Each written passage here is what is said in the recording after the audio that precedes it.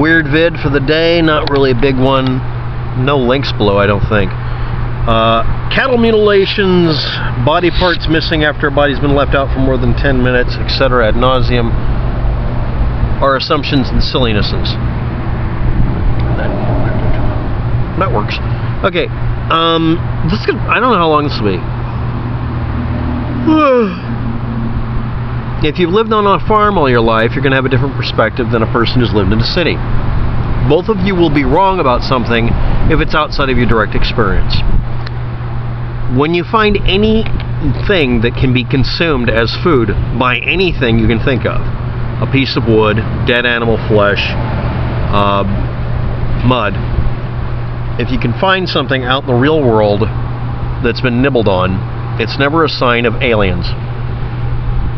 Most cattle mutilation memes are based on bloodless surgical incisions, and then when you actually get a picture of it, because they never show you a picture of it, a real one, you realize, no, it was torn open, and tissue that's torn tears at an angle, a specific angle depending on the type of tissue.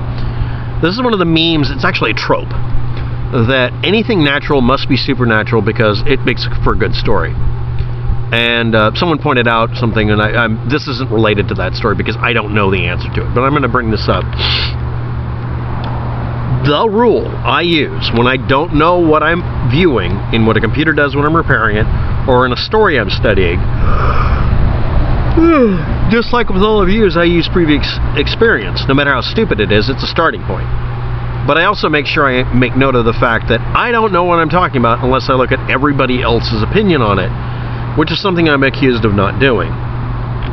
If I didn't look at other people's opinions, my opinions wouldn't change over the years, and I wouldn't realize what an idiot I've been most of my lifespan, including yesterday.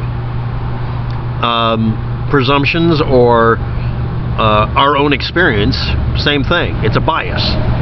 And the hardest thing of doing this kind of researching, if you want to call what I do researching, is that I promised to say something in the previous video, but I'll do it now instead. The reason I do the videos, there's a lot of them, but the reason I started doing videos is the same reason I started doing web pages on my website. I have a dumb website that I put notes on. Notes to Self. That was the original title for the whole website. What is it? It's no problem should have to be solved twice. If I find the answer to something and post it in a YouTube video, it doesn't matter if someone stole it and posted it somewhere else or used it as the basis for their own research and made a video that got 100,000 views or whatever. The point is, it's a possibility. It's just, you're saying there's still a chance. It's a chance that someone won't have to go through the same drudgery of looking up something that I did. And I don't know if this is a good or bad sign, but when I look up later on to see if there's an update someone else did about one of my videos, 80% of the time, I'm not kidding, 80% of the time, I don't find updates. I just find my video on the subject, and I'm doing it from a completely clean browser install that I rebuild every time I do this. I'm literally being told I'm the last person and maybe the only person to research some things. That shouldn't be able to happen, but if that has to be it, that might be my only legacy on this planet, is some dusty archive.is or archive.fo that contains information that doesn't even attribute it to me. I don't need the credit. What I need is for us to have a world, since we're using the internet, where we make it nearly impossible for us to have to go back through these stupid questions again. And that is the most destructive thing you can do to fake stories. Actually research them as soon as they come up and leave the answers up and make it to where nobody can delete them. Someone will bumble into them and use that information, especially if you archive it, and make it useful. And I have to point out something really important.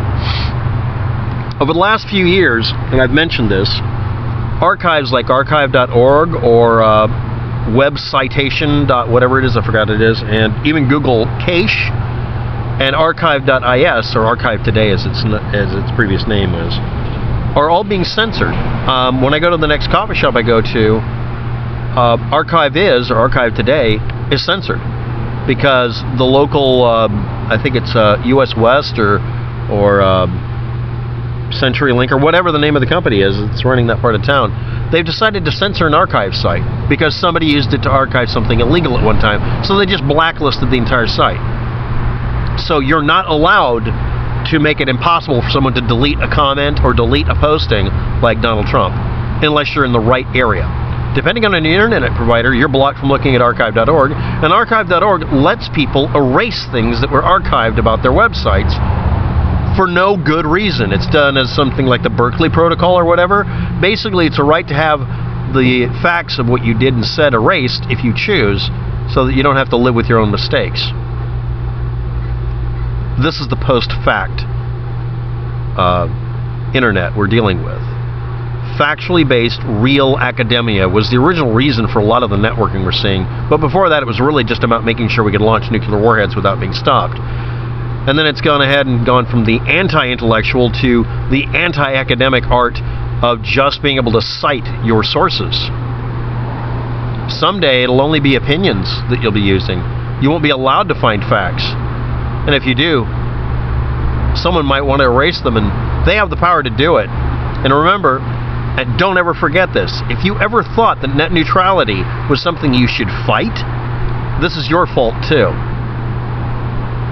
That internet provider downtown Portland that's censoring an archiver, it doesn't matter what the reasoning is, they're only able to do that now because they are not required to stay out of this. They're not required as an internet provider to stay neutral.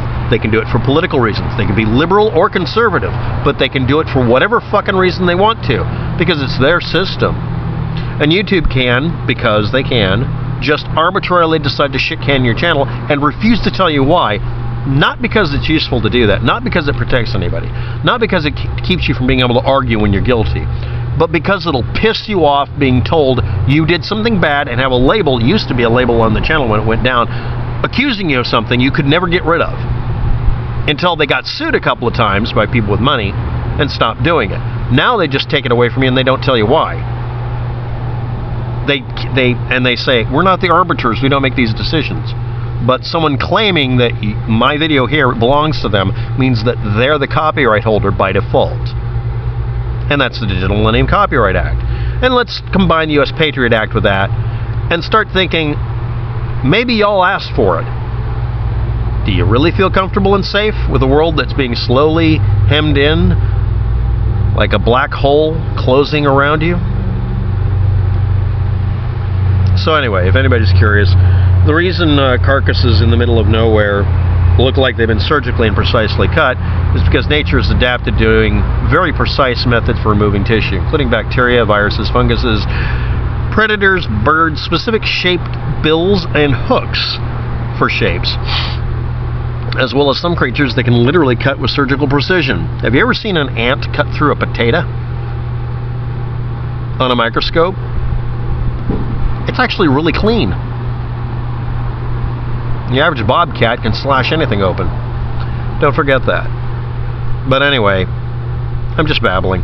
Or is it bubbling? Thanks for watching.